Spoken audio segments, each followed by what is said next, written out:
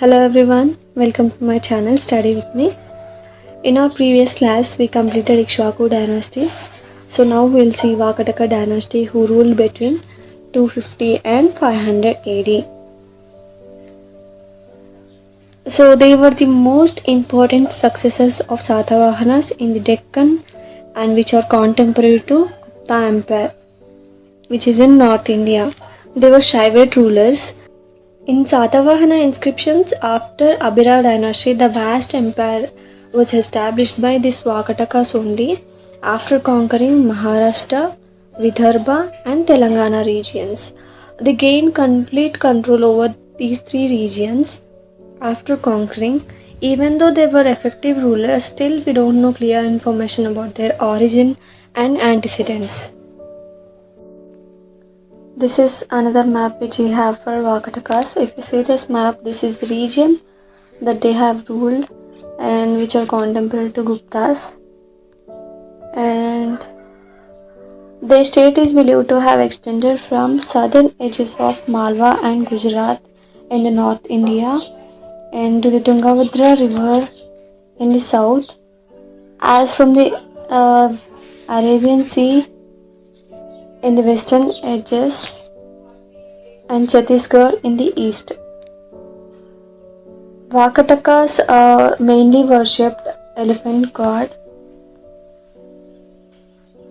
which was a commonly worshipped deity in those times, and occupation of these Vakatakas were mostly animal rearing.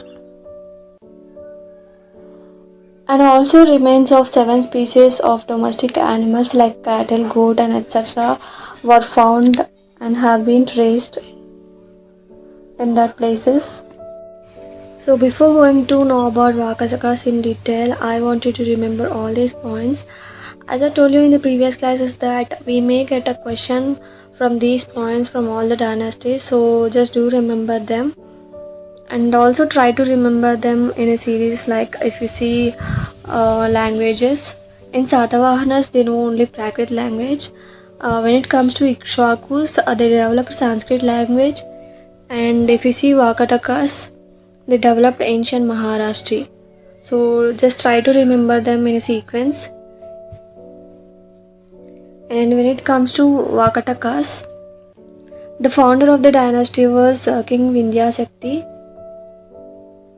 He is the first king of Vakataka dynasty, and the capital was there were many capitals for Vakatakas, but the last capital city was Vatsagulma, which is now called as Washim in Maharashtra state. And the religion they followed is Hindu and also Buddhism. Languages were ancient Maharashtri, Prakrit and Sanskrit. The last king of the dynasty was not known. Now we'll see the birthplace of Vakatakas. According to K.R. Jaiswal, is a historian.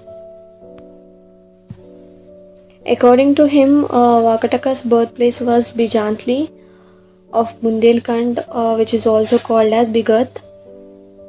He claims that the word Bigat after years metamorphed into Vakatakas, which was their native place. Long after years, this name was transformed of their birthplace and it became name of their dynasty.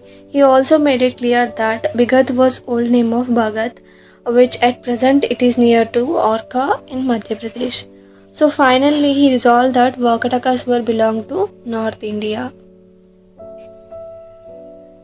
But then later Dr. V.V. Mirashi and Jaiswal contradicted this view and concluded that Vakatakas were South Indians only. These are the two main important sources which we have for Vakatakas. First one is Amaravati inscription and then Ajanta caves. Amaravati inscription is an important inscription which we have for Vakatakas, which is in Guntur district of Andhra region. It tells us that Vakataka word first appeared on this pillar inscription only. According to this inscription, Once a person named Vakataka arrived to this place along with his two wives. After donating something to the place for Buddhistic worship, he carved this inscription called as Amaravati inscription. And also there's a village lied somewhere near to Amaravati. By this, some people believe that Vakataka is the name of the village, and those villagers were known as Vakatakas.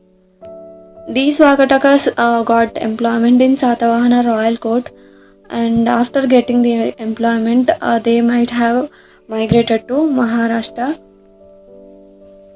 These Vakatakas had huge respect on Satavahanas. For example, Pravarsena I is a king of Vakatakas who named his son as Gautamiputra Shatakarni. This name itself shows that their respect towards Satavahana kings. And before completion of the century after the fall of Satavahana dynasty, Vakatakas established their kingdom. So Vakataka dynasty might have been in the existence at the time of Satavahana period only.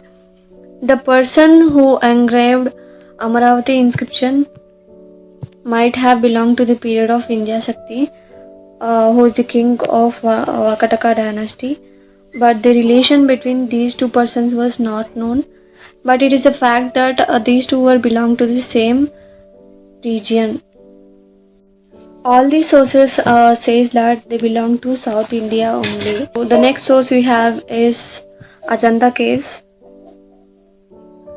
These caves are famous for its murals and are the finest surviving examples for Indian art, particularly painting.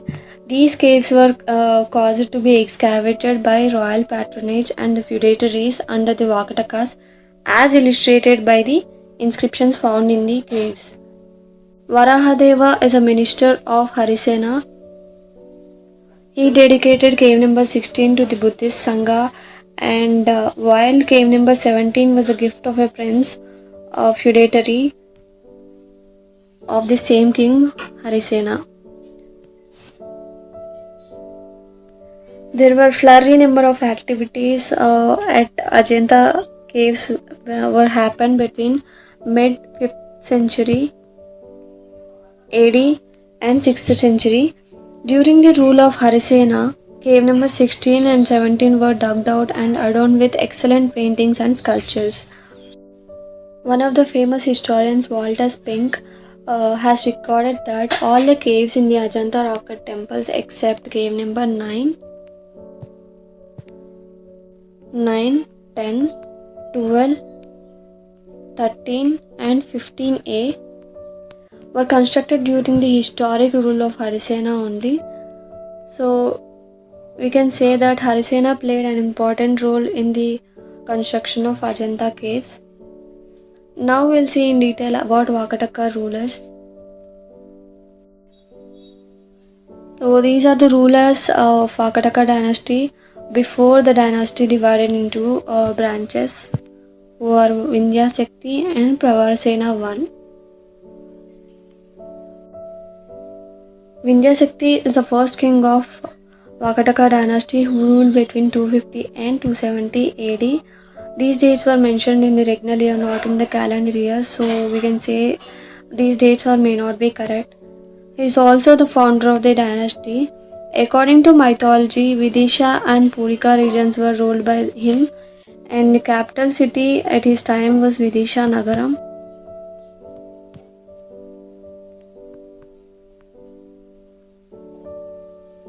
Which is now in Madhya Pradesh.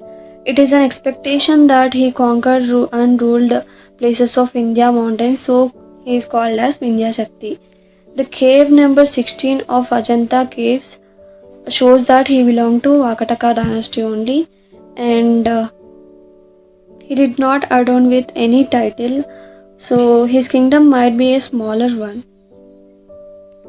The next king who ruled Vakatakas is Pravarasena I. Is the son of Vindhya Sakti. He ruled for a longer period of 65 years. He is a great conqueror. In his tenure only, Vakataka kingdom expanded and transformed into a great and powerful kingdom. He also expanded his kingdom from Bundelkhand in the north to Srisalam in the south. In his period only western Andhra, that is Telangana, came under his rule. He adorned with the titles Pravara Samrat and Dharma Maharaj for his victories. He performed Ashwamedha yagas like Vajapaya, Agnistoma, Astoyanu Utvi Shodasi, Brihaspati Sava, and Sadhyaksha yagas. He gave large donations to Brahmins. He mentioned that he was a son of Harthi. He called himself as Harthi Putra. And according to some inscription, he performed his son's marriage with Bhunaga's daughter, who belonged to Shaila dynasty. He has 4 sons. Gautamiputra Shatakani is the elder one, and Sarvasena is the 4th son, and the other 2 sons were not known. And Sarvasena was appointed as the ruler of Maharashtra. Unfortunately, Gautamiputra Shatakani was died while his father was alive. Gautamiputra Shatakani had a son. His name is Rudrasena. After Pravarasena, his grandson became the king of Vidisha, which is the capital city of Vakatakas. But what happened here is, after Pravarasena died, Rudrasena declared as king of Vidisha, but his uncle Sarvasena merged all the regions into one kingdom. This was not accepted by him. That's why the kingdom was divided into 4 branches. But only 2 branches were known and the 2 were unknown. And Pravarapura Nandivardhana branch. Sarvasena holded Maharashtra under his rule, and the other parts like Vidisha, Vidarbha and Telangana came under Rudrasena. This Sarvasena made Vatsagulma as his capital city and continued to rule, which is now called as Vashim, which is in Maharashtra. Some people comparing today's basin as Vatsagulma. This Rudrasena royal family had the names of main branches as Pravarapura Nandivardhana. Rudrasena also made his capital city as Nandivardhana, which is in Nagpur district. These branch people maintained matrimonial relations with Guptas. So these were the kings who ruled, which belonged to Pravarapura Nandivardhana branch. The first king we have is Rudrasena I. Rudrasena is the first king of Pravarapura Nandivardhana branch. He is contemporary to Samudragupta. He was a great devotee of Mahabhairava. He fought with Samudragupta and died in 355 AD. In some books it is mentioned as 350. Samudragupta's in Allahabad inscription he mentioned Rudrasena's name as Rudradeva. And the next king who ruled is Prithvisena I, the son of Rudrasena. He is a great devotee of Lord Shiva. He was contemporary to Samudragupta's son, who is called Chandragupta II. He waged a war with Sakas, who was the ruler of Malwa. By knowing the strength of Vakatakas, he married his daughter Prabhavati Gupta with Rudrasena II, who is the son of Prithvisena I. With the help of Vakatakas, Chandragupta defeated Sakas and occupied Malwa and Gujarat regions. At the same time, Prithvisena also fought with Sakas. He constructed Nandivardhana as its capital city. This is the image of Nandivardhan fort. Archaeological excavations at Nagardhan near Nagpur have provided concrete evidence on the life, religious and affiliations and trade practices of Vakataka dynasty. And researchers also found written inscriptions and copper plate featurings of Vakataka dynasty, which belongs to King Prithvisena, which attest to the fact that King shifted his capital city from Padmapura to Nandivardhan during his rule. Apart from that, votive shrines, tanks, iron shields, bowls, pots, and other images of gods, humans, which were founded and recovered from these places. Before going to know about Divakara Sena in detail, first we have to know about King Rudrasena. Actually, Vakataka rulers were known to have forged several matrimonial alliances with other dynasties of their times. One of the key alliances with Prabhavati Gupta of the mighty Gupta dynasty, which was then ruling North India. Rudrasena died just 4 years after marriage with Prabhavati Gupta. At the time, he had two sons. First one is Divakara Sena and second one is Damodara Sena, who is also called as Pravara Sena too. After the death of his father, Divakara Sena declared as ruler, but unfortunately he was also dead. He ruled only for 10 years. Then declared Damodar Sena as king, but Prabhavati Gupta herself started ruling the kingdom. After marrying Vakataka king Rudrasena II, Prabhavati Gupta enjoyed the position of chief queen. Scholars says that the queen Prabhavati Gupta was among a handful of women rulers in India to have reigned over any kingdom during ancient times. Also, there had been no evidence so far of any successor female ruler within the Vakataka dynasty. She ruled for about 10 years until her son Pravarsena II came into rule. She had a pivotal role in the propagation of Vaishnava practices in the Vidarbha region of Maharashtra.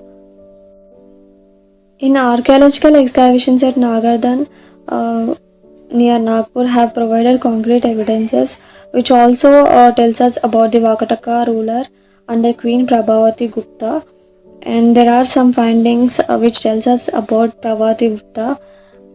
An oval shaped ceiling has been traced. It belongs to Prabhavati Gupta, which consists her name M. Brahmi script along with a conch. Scholar says that the presence of a conch is a sign of Vaishnava affiliation that the Guptas held. There is also an inscription which is called as Pune copper inscription, which tells us about Prabhavati Gupta, which describes about her administration. This inscription was engraved by Prabhavati Gupta herself. According to this inscription, we can understand that she was an ideal lady and her kingdom was expanded up to Srisailam.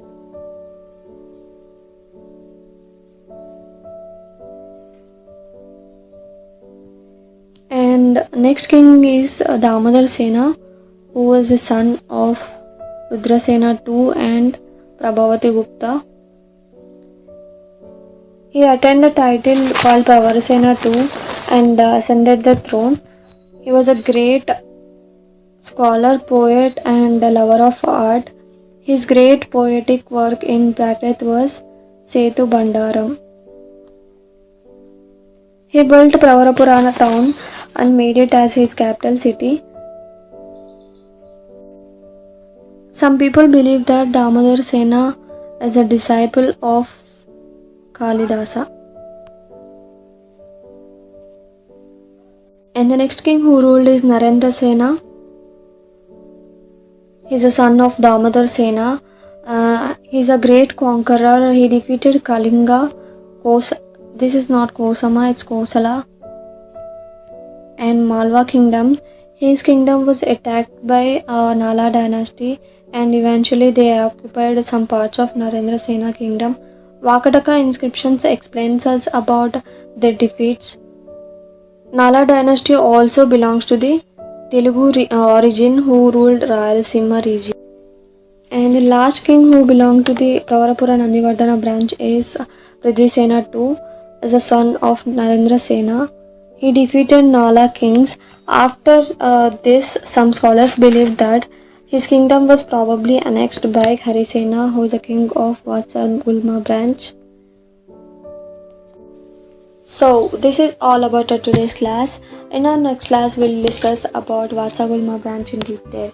If you like this class, please share it with the people who need these classes, and also don't forget to subscribe my channel Study With Me. Thank you all again. We'll meet in the next class. See you guys.